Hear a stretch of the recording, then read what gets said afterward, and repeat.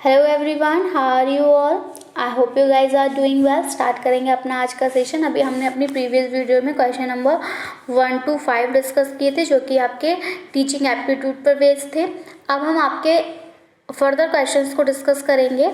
तो स्टार्ट करेंगे। Identify the correct order of the following components which are inter related in research. अब यहाँ पर आपसे रिसर्च एप्टीट्यूड से क्वेश्चन पूछे हैं और पूछा है कि आपको एक करेक्ट ऑर्डर यहाँ पर चूज करना है जो कि आपके रिसर्च के कंपोनेंट्स में एक दूसरे से संबंधित होते हैं। तो observation, hypothesis making, developing concepts, deducing the consequences of theories and methods employed to obtain them। तो सबसे पहले अगर हम बात करें तो आप क्या करते हैं, किसी भी चीज़ को ऑब्जर्व करते हैं। तो सबसे पहले आपका आता है ऑब्जर्वेशन। ऑब्जर्वेशन जब आप कर लेते हैं उसके बाद आप क्या करते हैं, कंसेप्ट को डेवलप करते हैं। ठीक है, मैं फिर से लिख रही हूँ, थोड़ा क्लियर नहीं हो रहा था वो। ऑब्जर्वेशन, सबसे पहले आप ऑब्जर्वेशन करते हो, फिर आप क्या करते हो, कंसेप्ट जो हैं उनको डेवलप करते हो। ठीक है, डेवलपिंग कंसेप्ट। अब आप कंसेप्ट को डेवलप करते रहते हैं, फिर इसके बाद आप हाइपोथेसिस बनाते हैं। जब आपका कंसेप्ट डेवलप हो जाता है उसके बाद आप हाइपोथेसिस बनाते हैं। हाइपोथेसिस बनाने के बाद आप फोर्थ नंबर पे आपका यही आता है कि आप कॉन्सिक्वेंसेस जो हैं थियरीज के उनको डिड्यूस करते हैं। और लास्ट अगर हम बात करें तो जो भी मेथड्स आपने यूज़ किए थे, मतलब मेथड्स को आप एम्प्लॉयड करते हैं टू ऑब्टेन देम, इन सबको। ठीक है, तो ये आपका करेक्ट ऑर्डर रहता है। यानी कि हम कह सकते हैं first, third, second, first, third, second, fourth and fifth, and it is here in option number first, third, second, fourth and fifth, option number 2. Next, question number 7 is, in the list given below identify those statements which are correctly describe the meaning and characteristics of research। अब जो विशेषताएं हैं, जो meaning है research का, उसको कौन बताता है कि रिसर्च एक मेथड है जो कि हमारे कॉमन सेंस को इम्प्रूव करता है। डिडक्टिव और इंडक्टिव मेथड्स का यहाँ यूज़ होता है। हम कह सकते हैं कि जो डिडक्टिव और इंडक्टिव मेथड्स होते हैं वो रिसर्च प्रोसेस में इंटीग्रेट होते हैं। रिसर्च जो है वो क्रिएटिविटी है, करिश्मा है। रिसर्च जो है एक इस्तेमाल है साइंटिफिक मेथड्स का ताकि आंसर्स को प्रोवाइड कर सके मीनिंगफुल क्वेश्चंस के। मेथड है कंसल्टिंग और एक्सपीरियंस को यूज़ करने का, या फिर आंसर जो कि रिसर्च के द्वारा प्रोवाइड किए जाते हैं वो वेरीफाइड होते हैं। तो यहाँ पर जो हमारा करेक्ट आंसर जाएगा दैट इज ऑप्शन नंबर 3 की जो डिडक्टिव और इंडक्टिव, ऑप्शन नंबर 2 डिडक्टिव और इंडक्टिव मेथड्स होते हैं वो रिसर्च प्रोसेस में इंटीग्रेट होते हैं। नेक्स्ट, रिसर्च जो है वो यूज़ है साइंटिफिक मेथड्स का जिनसे कि आप क्या करते हो, आंसर प्रोवाइड करते हो मीनिंगफुल क्वेश्चंस के। क्लियर है? And the last one is, जो आंसर्स प्रोवाइड किए जाते हैं रिसर्च के द्वारा बिल्कुल वो वेरीफाइड ही होते हैं। ठीक है, तो जो करेक्ट आंसर हमारा यहाँ पर अगर हम कोड सिलेक्ट करें तो ये आ जाएगा आपका second, fourth and sixth, and it is here in option number 1। Next आगे बढ़ेंगे। एंड हेयर आर ऑल्सो, यहाँ पर 2 लिस्ट दी है, लिस्ट 1 एंड लिस्ट 2। इनको आपको मैच करना है। एक्स पोस्ट फैक्टो मेथड की अगर हम बात करें, मैं यहाँ पर टिक नहीं करूँगी क्योंकि उसको ऊपर नीचे करना है बार बार, तो इसलिए एक्स पोस्ट फैक्टो मेथड की अगर हम बात करें तो ये क्या है, आपका कैजुअल कंपैरिजन और कोरिलेशनल स्टडी है। केस स्टडी मेथड की अगर हम बात करें तो यह है आपका in depth study of a unit specified for the purpose. Philosophical method की अगर हम बात करें तो ये आपका जाएगा interpretation of thoughts of a great thinker. ठीक है, थिंकर है, ग्रेट थिंकर, तो फिलोसॉफिकल है। एंड डिस्क्रिप्टिव सर्वे मेथड में आप क्या करोगे, स्टेटस जो भी आप स्टेटस का पता लगाओगे अपनी स्टडी पे बेस्ड लार्ज सैंपल्स। ठीक है, फिर लार्ज सैंपल। तो यहाँ जो आपका करेक्ट आंसर जाएगा it is fourth, fifth, second and first, and it is here in option number 4। Next question number 9 is, a researcher used parametric test in lieu of non-parametric test for analysis and interpretation of result. This may be described as a case of unethical research practice, malpractice in reporting of results, technical lapse in handling data, and manipulation of research result. And the right answer goes with option number 3, that is technical lapse in handling data. Next question number 10 है, which of the following provides more latitude to the researcher for creative expression. Creative expression के लिए ज़्यादातर latitude researchers को कौन देता है? Thesis writing, writing of a research article, presentation of a conference paper, या फिर preparing a research synopsis. So the right answer goes with option number 3, that is presentation of a conference paper. अब हमारे 11 से 15 के जो questions हैं ये हमारे पैसेज बेस्ड है, और पैसेज बेस्ड क्वेश्चंस को हम जैसे हर बार सॉल्व करते हैं वैसे ही करेंगे. पहले हम क्वेश्चंस को देखेंगे और उसके बाद हम पैसेज रीड करेंगे. So, as per the text of the passage, the 8th edition of the World Water Forum was concerned with present and future of mankind, the issues of high tidal waves, the power of water, the role of civil society in solving water-related problems. Question number 12 is deliberation on the theme sharing water should facilitate regular evaluation of sustainable development goals, the role of private sector in preserving water sources, the establishment of institutional framework, and sensitization of government authorities. Question number 13 is the institutional framework of Brazil for water management promotes bilateral collaboration, provides for multi-stakeholder participation, consists of regional river boards, या फिर addresses legal dimensions of water sharing. Question number 14 is what would be of high priority to both New Delhi and Brasilia as regards river water, proposing water as a global common, sharing water, development of large water sources, fight against contamination of riverbeds. The main focus of the passage is on resolution of water conflicts, encouraging bilateral cooperation, management of water as a valuable resource, या फिर river interlinking. तो जो हमारा right answer जाएगा, अब हम पहले passage को एक बार रीड कर लेते हैं, उसका हम फटाफट से आंसर जो है वो मार्क कर देंगे. तो देखिए, some 2000 kilometre down south of the Amazon and about the same time when the tidal waves were at their highest as a consequence of the big clash of sea and fresh water at the Amazon Delta most vigorously in March and April 2018. More than 40,000 people were talking about the power of water. Brasilia hosted the 8th edition of the World Water Forum WWF 8, where heads of states, civil societies, and private sector gathered to discuss the present and future mankind's most valuable sources. Question number 1 है ये. This year's theme was sharing water, and the government authorities expectedly put forth a political declaration aimed at raising awareness about threats and opportunities associated with water sources. कहीं ना कहीं ये question second है. Deliberations here would play a decisive role in the periodic assessment of the Sustainable Development Goals of Agenda 2013. Brazil has established a solid institutional and legal framework for water management based on the principle of multi-stakeholder participation. ये question भी, ये word भी था. Brazil has also been conducting one of the boldest river interlinking projects in which 500 kilometers of canals will transfer abundant water from the São Francisco Basin to small rivers and weirs in one of Brazil's most arid areas, benefiting more than 12 million people in almost 400 municipalities.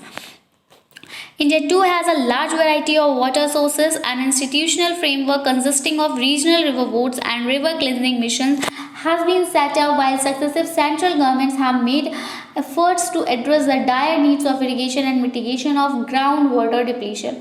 As in the case of Brazil, a lot remains to be done in India.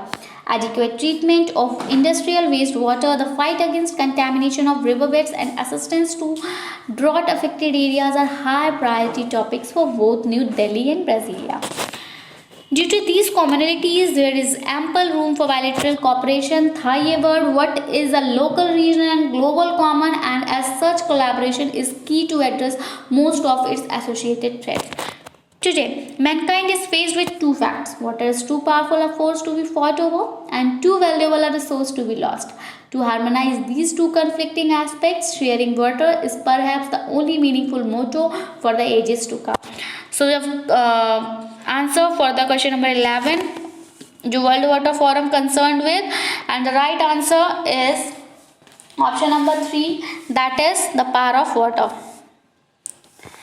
Next deliberation की अगर हम बात करें sharing water के theme पर, तो वो आपको फैसिलिटेट करती है regular evolution of sustainable development goals. जो इंस्टीट्यूशनल फ्रेमवर्क था ब्राजील के लिए वाटर मैनेजमेंट के लिए, उसका क्या उद्देश्य था या क्या था, तो वो प्रोवाइड कर रहा था मल्टी स्टेक होल्डर पार्टिसिपेशन को, मैंने यहीं पर बोला था। What would be of high priority to both New Delhi and Brasilia as regard river water की अगर हम बात करें तो क्या सबसे ज़्यादा प्रायोरिटी मानी जाती है दिल्ली और ब्राजीलिया की, तो यह है आपका ऑप्शन नंबर 4 कि वो फाइट करें against the contamination of river beds.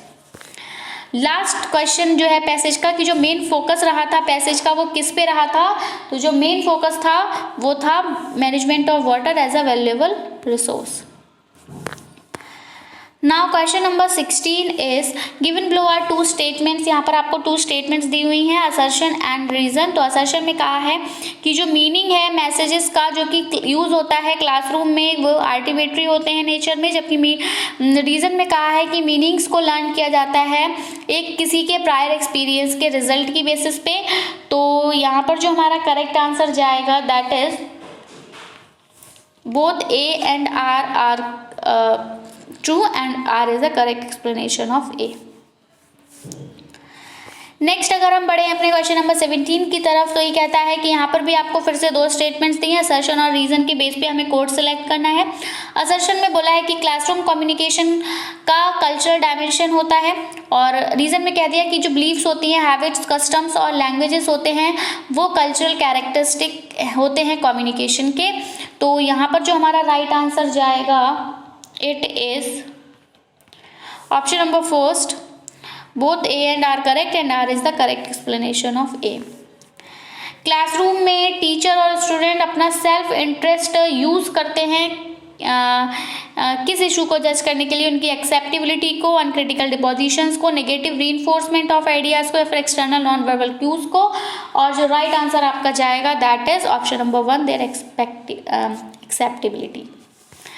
Question number 19 है कि जो वेरिएबल्स अफेक्ट करते हैं इंफॉर्मेशन प्रोसेसिंग को क्लासरूम में वो आपके क्या हैं, perception level, learn habits, attitude, beliefs and values, selectivity, factor, market expectations and institutional intervention. तो यहाँ पर जो राइट आंसर है आपका दैट इज ये पांचों हैं इंस्टीट्यूशनल इंटरवेंशंस को छोड़ के, ठीक है। तो first, second, third and fourth and it is here in option number 4। Question number 20 की अगर हम बात करें फिर से आपका असर्शन और रीजन है। तो असर्शन में आपका कहा है कि जो सिलेक्टिव एक्सपोजर होता है क्लासरूम में वो स्टूडेंट्स पर डिपेंड करता है, और परसेप्शन और नॉलेज जो होते हैं किसी भी सोर्स ऑफ मतलब स्टूडेंट के परसेप्शन पर डिपेंड करता है, उनकी नॉलेज पर डिपेंड करता है किसी भी सोर्स ऑफ इंफॉर्मेशन के लिए। रीजन में कहा है कि जो इफेक्टिवनेस होती है कम्युनिकेशन सोर्स का वो एक सिलेक्टिव एक्सपोजर जो होता है स्टूडेंट्स का इंफॉर्मेशन का उस को डिटरमाइन करती है। तो यहाँ पर जो राइट आंसर हमारा जाएगा that is goes with option number 1, both A and R true and R is the correct explanation of A। यहाँ पर तो सभी बिल्कुल सेम आंसर ही आ रहा है तीनों असर्शन रीजन वाले में। नेक्स्ट हमारे हमें बताना है कि जो टर्म है इसका इसके यहाँ पर जो मिसिंग है वो क्या रहेगा। पैटर्न आपको सबसे पहले देखना है, पैटर्न देखेंगे तो 5 के बाद 11 आ गया है, यहाँ पर 4 का यहाँ पर आपका 6 का डिफरेंस रहा है। 6 के बाद डायरेक्ट 21 आया है, 10 का डिफरेंस रहा है, 21 के बाद 31 आया है, यहाँ 14 का डिफरेंस रहा है, 14 के बाद 35 के बाद आपका 53 आया है, और यहाँ पर आपके 18 का डिफरेंस रहा है। तो आप देख लीजिए 6, 10, 14, 18 यानी कि 4 का डिफरेंस इनके बीच में चल रहा है। तो 18 के बाद फिर आपका कितने का डिफरेंस आएगा, 22 का डिफरेंस आएगा, और जब आप 53 में 22 को प्लस करोगे तो इट बिकम 75 यानी कि option number 1 is the right answer. Next जो टर्म जाएगी आपकी series XY ABC FG HI, उसके बाद क्या है, इसके बाद क्या आएगा तो आप देख लीजिए XY के बाद यहाँ आपका 1 मिस हो रहा है Z, फिर आपका ABC आ जा रहा है, फिर आपका यहाँ 2 मिस हो रहे हैं DE, फिर आपका FG HI आ जा रहा है, यानी कि अब आपके कितने मिस होंगे, 3 मिस होंगे, यानी कि JKL आपका मिस हो जाएगा, फिर आपका MNO PQ आ जाएगा and it is here in option number 2। Next question number 23 में यहाँ पर बोला है कि अगर किसी भी लैंग्वेज में इलाहाबाद को ये लिखा जाता है तो आप बेंगलुरु को क्या लिखेंगे, तो आप बेंगलुरु को देख लीजिए, इलाहाबाद का आप कोड देखेंगे तो यहाँ पर आप देखेंगे कि कितने कितने का डिफरेंस चलेगा। पहले आपका ए और डी के बीच में 3 का डिफरेंस है, फिर आपके एल और पी के बीच में आप देखो 4 का डिफरेंस है, फिर आप फिर से एल और क्यू के बीच में देखेंगे तो यहाँ आपको 5 का डिफरेंस दिखेगा, फिर आपको ए के बीच में मतलब एच के बीच में एच और इधर इसके बीच में आपको 6 का डिफरेंस दिखेगा। तो इस तरह से आप देखोगे तो ये आपको 3 4 5 6 7 8 9 10 इस तरह से ये पैटर्न आपको दिखाई देगा। इसी पैटर्न को आपको यहाँ रखना है। तो जब आप यहाँ पर करेंगे तो क्या हो जाएगा, बी के बाद आप जब 3 का डिफरेंस दोगे तो क्या आएगा, सी डी एंड ई, तो क्या आ जाएगा, ई आ जाएगा। तो यहाँ पर आप एम को यहाँ पर हटा देंगे। दूसरा जब आप देखोगे ई के, तो ई के बाद आपका डिफरेंस 4 का आना चाहिए, तो एफ जी एच आई आ जाएगा। ठीक है, और ये आपका ऑप्शन नंबर 3 में है, तो it is the correct answer. थोड़ा पैटर्न आप समझ लिया करिए और फिर ऑप्शन को हटाते रहिए। नेक्स्ट यहाँ पर बोला है कि एक मैन है जो कि ₹160 देता है जब वो ट्रेवल करता है 10 किलोमीटर एक टैक्सी में, जबकि यहाँ पर इस जो टैक्सी का फिक्स चार्ज है वो भी है। दूसरा मैन 276 देता है 16 किलोमीटर के लिए, और यहाँ पर जो टैक्सी ड्राइवर है उसने डबल कर दिया है इनिशियल चार्ज का। तो अब आपको चार्ज बताना है टैक्सी का पर किलोमीटर के अकॉर्डिंग। तो option number 3 is the right answer. 11 कैसे आएगा ये आप चेक करेंगे, क्योंकि मैं करा चुकी हूँ टैक्सी बेस्ड क्वेश्चन। और मैंने ये क्वेश्चन भी कराया है कि गोपाल जो है वो आपका 20 मीटर नॉर्थ में जा रहा है, फिर वो टर्न कर रहा है राइट, फिर 30 मीटर चल रहा है, फिर टर्न कर रहा है राइट, फिर 35 चल रहा है। तो इस टाइप के क्वेश्चन भी कराए हैं। आप मैप बनाएंगे और उसके बाद आप जब आंसर देखेंगे तो जो आपका ओरिजिनल डिस्टेंस निकलेगा that is option number 4 45 metre. Next अगर हम देखें अपना अगला क्वेश्चन, सो यहाँ पर है कि आपको प्रॉपर ऑल्टरनेटिव चूज करना है। यहाँ पर जो प्रोवाइड है, तो काव मिल्क देती है, बी हमें हनी देती है, तो टीचर हमें क्या देगा, तो टीचर हमें मार्क्स देगा, डिसिप्लिन देगा, विजडम या लेसन, तो टीचर हमें बुद्धि देगा, दैट इज विजडम। अब यहाँ पर आपको स्टेटमेंट्स दी हुई हैं और इन स्टेटमेंट्स में आपको देखना है कि करेक्ट कोड देखना है। तो स्टेटमेंट है हर फ्रूट न्यूट्रिशियस होता है, फ्रूट हार्डली न्यूट्रिशियस होते हैं, फ्रूट्स मोस्टली न्यूट्रिशियस होते हैं, कुछ फूड आइटम्स न्यूट्रिशियस होते हैं। तो जो हमारा करेक्ट कोड जाएगा इसका goes with first and second is correct and it is here in option number 1। Next question number 28 है। यहाँ पर भी वही है कि सारे सेंट्स नोबल हैं और कुछ रिलीजियस मैन सेंट्स हैं। कंक्लूजन में बोल दिया कि कुछ रिलीजियस मैन नोबल हैं और सारे रिलीजियस मैन नोबल हैं, कुछ सेंट्स रिलीजियस मैन हैं और सारे नोबल पर्सन सेंट्स हैं। तो यहाँ पे जो आपका राइट आंसर जाएगा that is first and third and it is here in option number 3। Next question है कि इनमें से आपको जो करेक्ट नहीं है इंडक्टिव और डिडक्टिव रीजनिंग के अकॉर्डिंग उसे चूज करना है। सो इट इज जो इंडक्टिव आर्ग्यूमेंट है वो प्रोवाइड नहीं करता हमें कोई भी new information about matter of facts, यही सही हो जाएगा, हमें गलत बताना है। एंड लास्ट आंसर जो है कि जब पर्पस डेफिनेशन का होता है कि एक्सप्लेन करे वो कुछ established use of a term, तो इस डेफिनेशन को हम क्या कहेंगे, तो ऐसी डेफिनेशन को हम कहते हैं lexical. Option number 2 is the correct answer. I hope video पसंद आया होगा, इसको शेयर करें, लाइक करें, चैनल को सब्सक्राइब करें। That's it from my side. I will be coming back with some new important questions. Till then take care and bye bye. Thanks for watching. Thanks, have a nice day.